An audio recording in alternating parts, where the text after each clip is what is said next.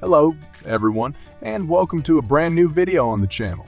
Today, we're going to talk about the origin and myth of the Minotaur. Now, let's get started. It is common practice to depict a Minotaur as having the body of a man and the head of a bull. The Minotaur was considered to be one of the most infamous and terrifying monsters in ancient Greek mythology. The unlawful mating of Pasiphae and the Cretan Bull resulted in the birth of the Minotaur, who lived at the core of the Labyrinth. Minos, Pasiphae's husband, requested that the Labyrinth be constructed with the intention of concealing the Minotaur from public view. Theseus, the greatest hero who ever lived in Athens, was eventually successful in killing the Minotaur with the assistance of their daughter, Ariadne. The legend of the Minotaur, a bull-headed human, animal hybrid described in Greek mythology, is said to have originated on the island of Crete. This legend is widely considered to be one of the most fascinating Greek myths. The legend of the beastly Minotaur, who was imprisoned in a labyrinth that was built for him by his frightened stepfather, King Minos of Crete, and who dined on the flesh of humans while he was confined underground, has intrigued people for many decades. On the Mediterranean island, the remaining remnants of the ancient Minoan culture have been uncovered in the form of motifs of bulls and mazes. Meanwhile, the narrative has developed over the centuries in Greek and Roman artistic representations. According to Greek mythology, King Minos was one of the three sons that Zeus and Europa had. Zeus and Europa were the parents. As soon as their stepfather, King Asterion, passed away, Minos anointed himself king and named his brother Sarpedon as the lawmaker of all the islands. Sarpedon was also given the responsibility of maintaining order. In response to Sarpedon's challenge to his brother Minos' power, Minos asserted that the position of king had been bestowed upon him by the gods. As evidence, he offered the god Poseidon a bull as a sacrifice and then pleaded with the deity to provide another bull that could be used for the same thing. Poseidon took his request into consideration and delivered a stunning white bull from the depths of the ocean. King Minos, along with the people of Crete, was quite pleased by the bull. And since it was so magnificent, King Minos chose to let it go free instead of sacrificing a less impressive bull.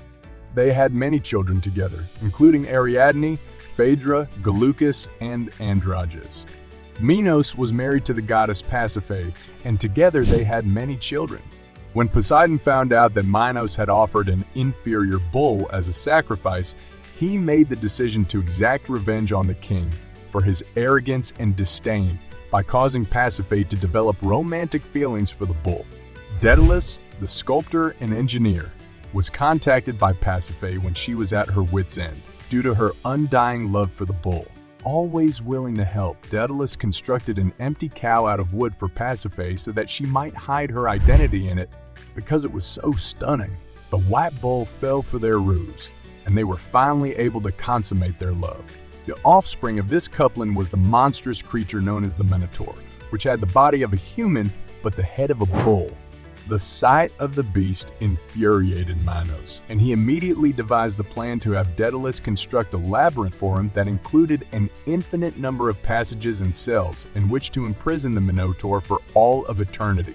This was the beginning of the infamously complex maze from which the Minotaur was unable to escape. Because archaeologists believe that this labyrinth on the island of Crete served as the impetus for the creation of the story of the Minotaur, they have spent a lot of time and effort trying to find its location.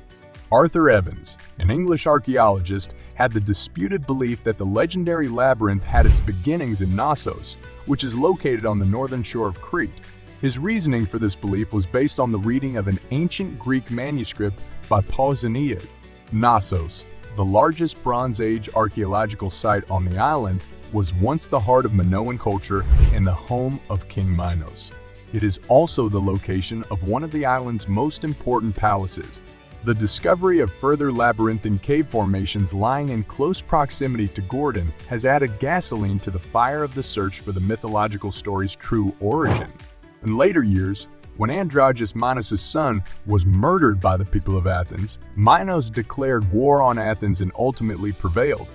As a kind of punishment, he ordered Athens to deliver to the Minotaur every 9 years a group of 7 young men and 7 young women to be offered as a sacrifice.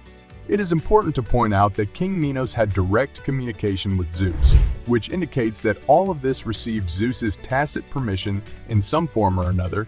Theseus, a young prince and the son of King Aegeus of Athens, was one of the young men of Athens who were offered as a sacrifice.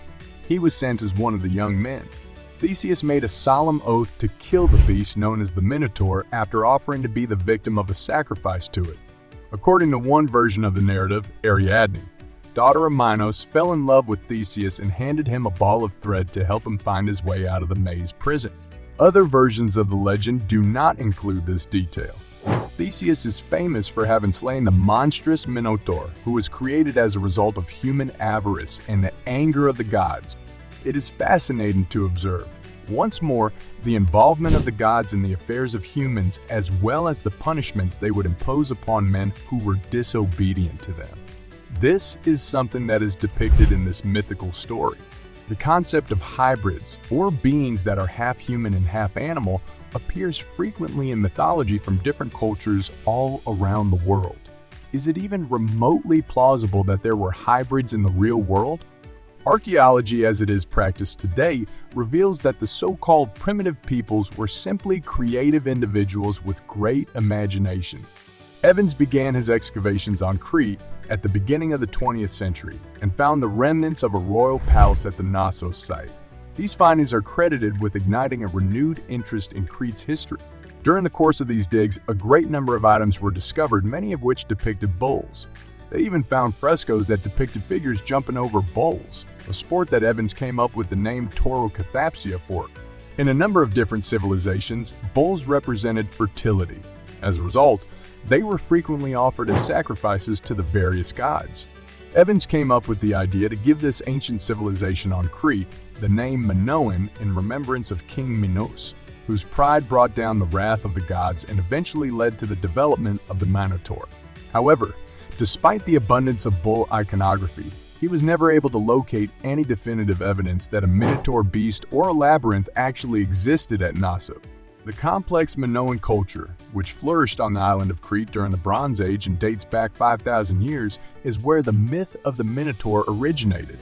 Others have stated that it was a method to rationalize seismic activity due to the fact that Crete is geographically positioned in an unusually dangerous location. Some people have tried to find its roots in truth, while others have said that it was a technique to rationalize seismic activity. It has even been considered in scholarly circles as a symbolic means to symbolize the grandeur of Athens subduing its monstrous enemy, which is represented by the Minotaur. This understanding has been passed down from generation to generation to generation. Over the course of thousands of years, the mythological Minotaur and the tales of Minos, Theseus, and Ariadne have served as sources of curiosity for the cultures of the Mediterranean.